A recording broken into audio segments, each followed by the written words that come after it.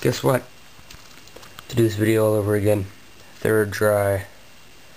I actually bumped the camera and it shut off in mid-video. Oh god. So this is an Asus CUW AM board. I know it's an Asus board because of the way they write that on there and whatnot. That fancy jazz. Blah blah. I found it. Said it only supported a maximum of a 766 megahertz processor. It has an 800 megahertz in there. It's working fine. Whatever.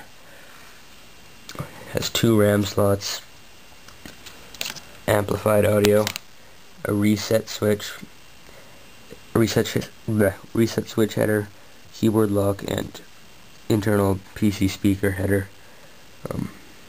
Yeah, both of these are actually for the LCD TV module, which I've never even seen or heard of before. This COM2 port header way over here. Standard ports on the back, same as that one. It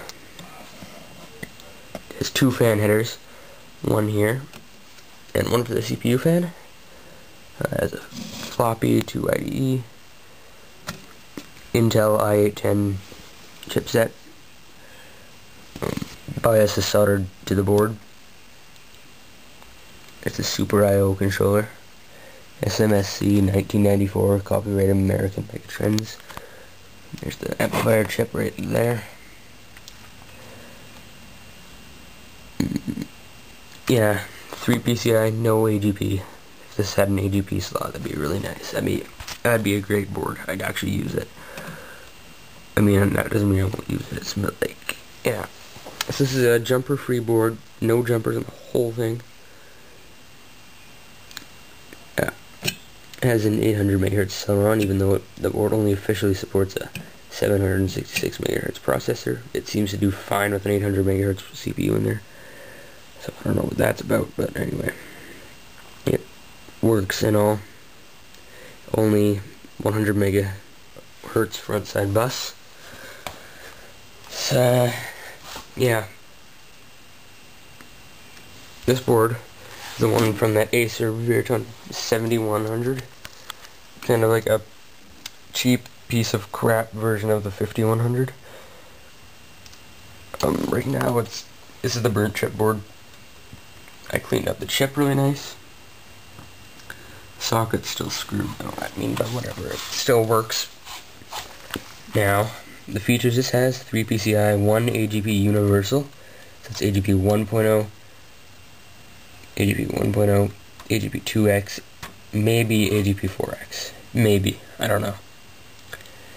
AGP 2X for sure. 3 DIMMs. That one only has 2. Both PC 100. ATA 100. I think this has ATA 66, but I'm not too sure on that. Don't quote me on that. Yeah. 1 fan header just for the CPU fan. Can't use this case fan that's in there. That really sucks.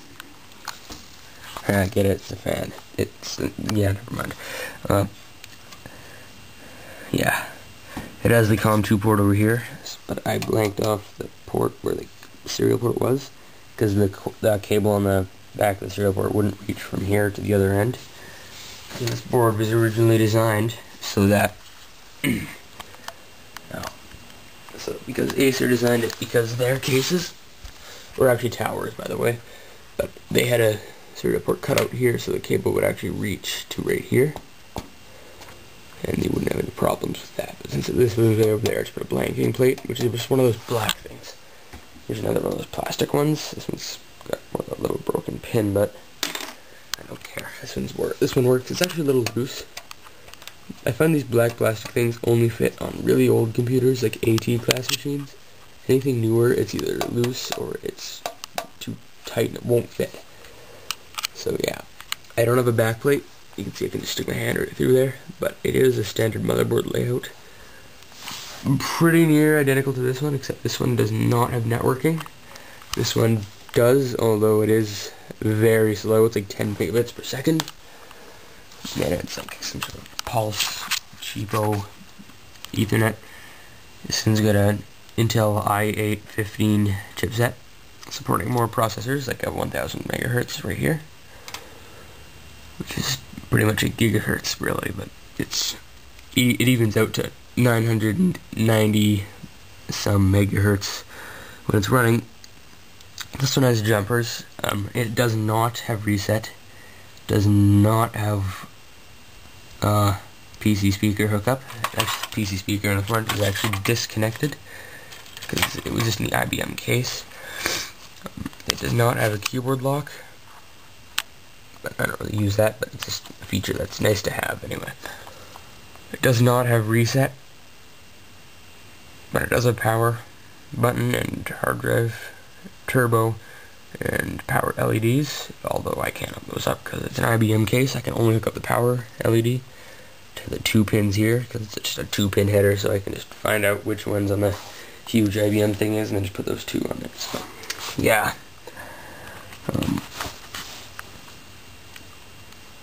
it does not have that amplified audio thing, so you have to have power speakers for sound. That's too bad, but whatever. It's a feature I'd like to have, but don't. It's a longer board. The HP one only goes to about here. This one's got an extra 1.5 inches of space. The bias battery's down here, in a better location than on this board, because if it was up here, that'd be kind of a pain because it's underneath all your drives. But I guess it doesn't really matter. You only have to replace it like once every 15 years, if that. And this one has analog audio devices, audio. This one, don't know. I don't know. I can't tell. It's got Creative compatible, Sound Blaster 16 compatible was common for this time period. This board actually was designed by Asus in 1998 and just updated to some more. Just updated some more for 2001, I guess. But this board design was designed in 98 for the new Socket 370 platform. This one was designed in late 2000, the turn of the century. Yeah, so it has the 2000 markings on the chipset. The CPU is actually new where it says Intel copyright 2001. And let me just pop the processor out here. If I can get it out. You know what, every time I try to take this out, I can't get it on camera. It just won't come out. This thing on the side, usually none of these boards have it worse than this. This is the worst one ever. But anyway, you can see 1000/256/133. 1000 is the megahertz speed, so which is 1 gigahertz. 256 is the L2 cache, and 133 is the front side bus. Now, I always thought it was speed front side bus L2 cache, but this one it's speed L2 cache front side bus. So, don't know what the markings are doing there, but anyway, it's a PGA 370, which is pin grid array 370. Yeah, I would really like to use this board if it had an AGP slot and a newer chipset. RAM slots aren't really a concern for me because Windows 95 only really needs 128 megs of RAM, and the sky's the limits with that, pretty much. Doesn't seem like much, but I mean, for Windows 95, it chokes on that. It can't handle all of that memory. But yeah. So yeah, let me know in the comments section if I should use this board or this board. I'm kind of leaning towards this one, but I mean, I want to kind of keep my features like AGP. I'm gonna put an AGP graphics card in this thing if I do use it. If I use that one, I'll probably be using onboard graphics, which suck. So yeah, that's all for this video. So